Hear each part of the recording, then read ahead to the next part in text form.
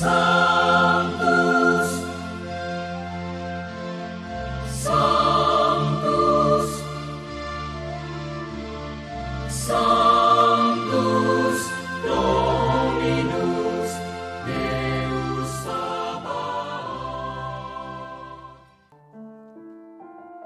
Salam jumpa kembali saudara-saudariku yang terkasih dalam Tuhan kita Yesus Kristus. Salam sejahtera untuk kita semua. Berkat Allah yang Maha Kuasa senantiasa menyertai kita.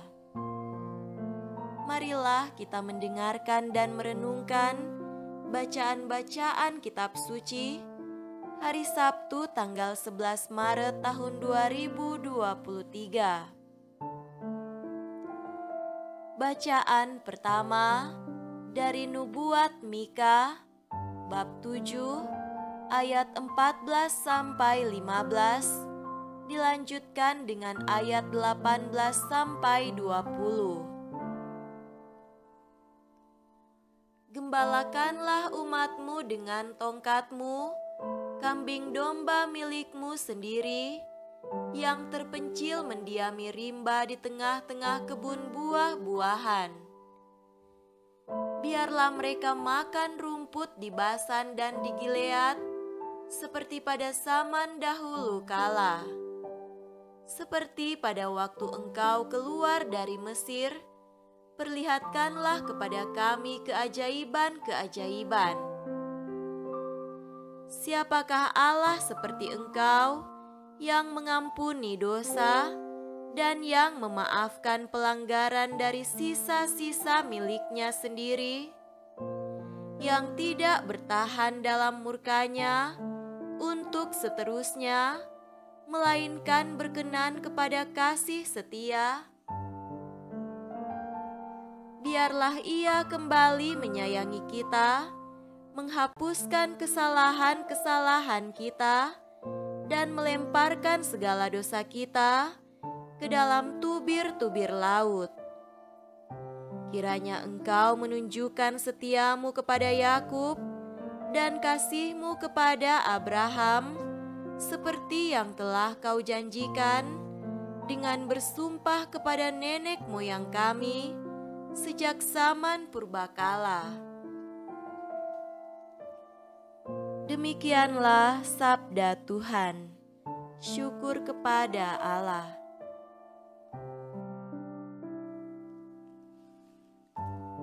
Semoga Tuhan beserta kita sekarang dan selama-lamanya. Inilah Injil suci menurut Lukas. Dimuliakanlah Tuhan. Injil Lukas bab 15 ayat 1 sampai 3, dilanjutkan dengan ayat 11 sampai 32.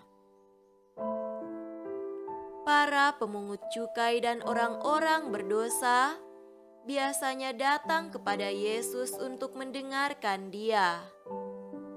Maka bersungut-sungutlah orang-orang Farisi dan ahli-ahli Taurat, katanya, Ia menerima orang-orang berdosa dan makan bersama-sama dengan mereka. Lalu Ia mengatakan perumpamaan ini kepada mereka. Yesus berkata lagi, ada seorang mempunyai 2 anak laki-laki. Kata yang bungsu kepada ayahnya, Bapa, berikanlah kepadaku bagian harta milik kita yang menjadi hakku.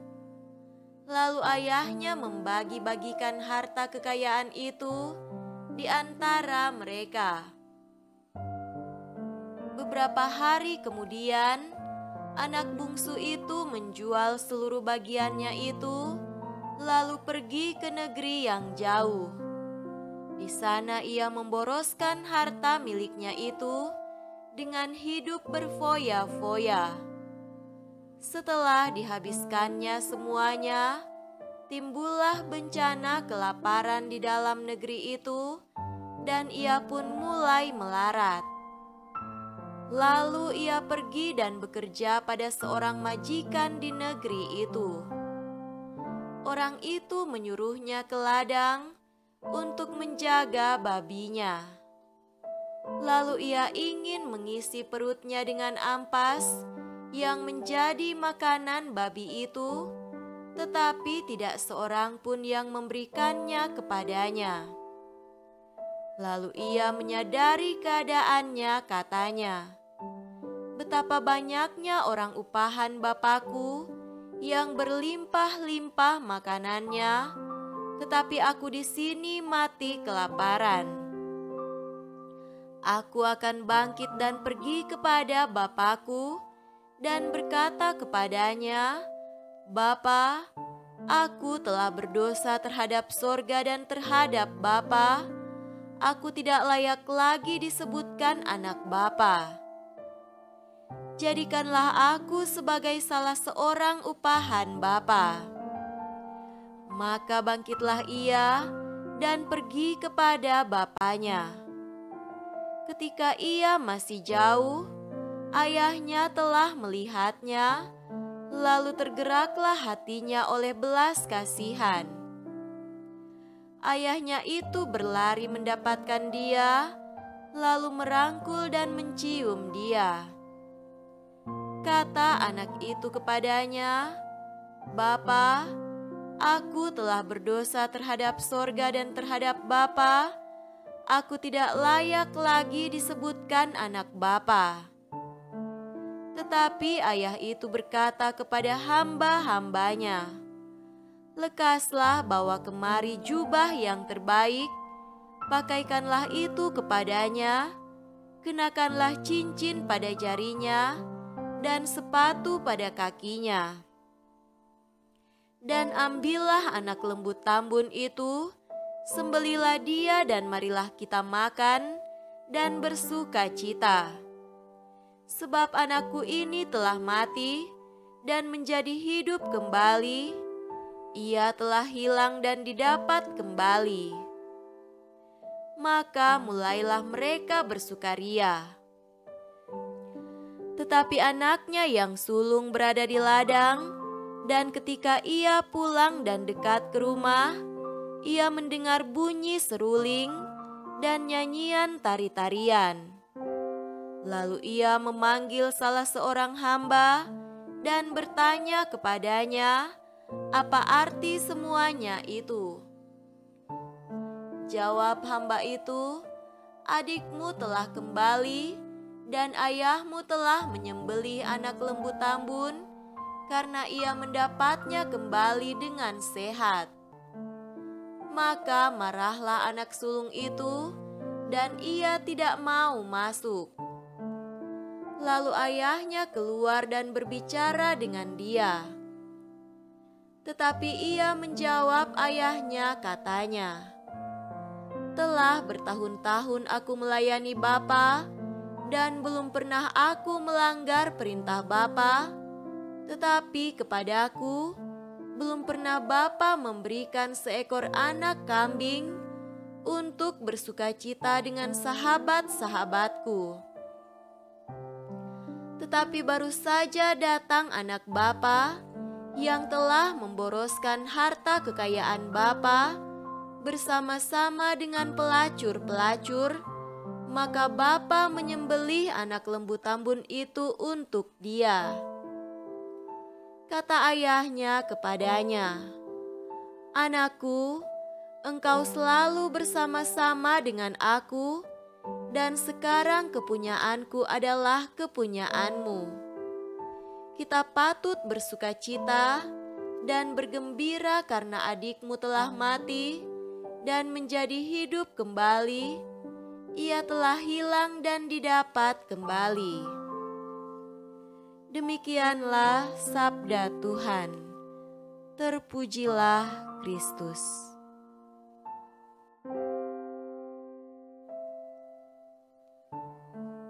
Saudara-saudariku yang terkasih dalam Tuhan kita Yesus Kristus, tema renungan kita pada hari ini adalah 2 macam dosa.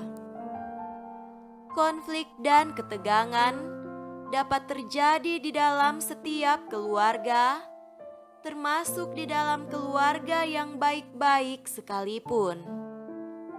Tidak jarang terjadi orang tua bermoral tinggi, tetapi anaknya kacau dan membuat malu keluarga.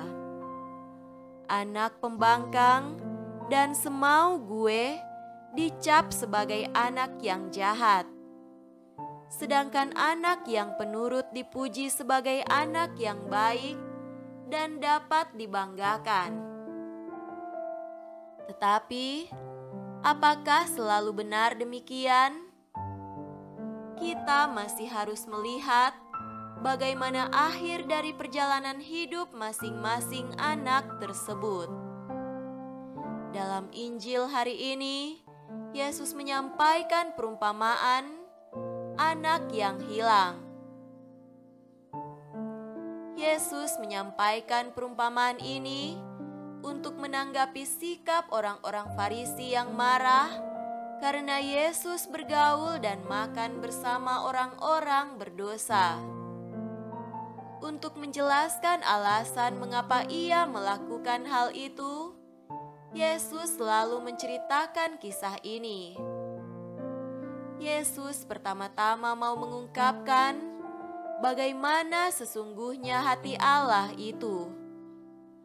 Allah digambarkan sebagai Bapa yang berbelas kasihan terhadap anak-anaknya, baik terhadap anak bungsunya yang sangat kurang ajar, tapi juga terhadap anak sulungnya yang diam-diam menyimpan amarah dan kepahitan. Di sini Yesus mau membuka mata para pendengarnya bahwa sesungguhnya ada dua macam dosa, yaitu dosa kelihatan dan dosa yang tersembunyi. Dosa kedagingan yang mudah dilihat dari luar dan dosa rohani yang tidak tampak dari luar. Tapi semua dosa itu adalah penghalang keselamatan. Anak bungsu yang kurang ajar itu adalah gambaran dari dosa kedagingan, rakus, serakah, cabul, malas, dan sebagainya. Sedangkan anak sulung yang penurut itu adalah gambaran dari orang yang tampak hidup baik-baik saja, atau kaum Farisi, tetapi menyimpan dosa rohani, misalnya kesombongan, iri, dengki, amarah, kepahitan, kebencian, dan sebagainya.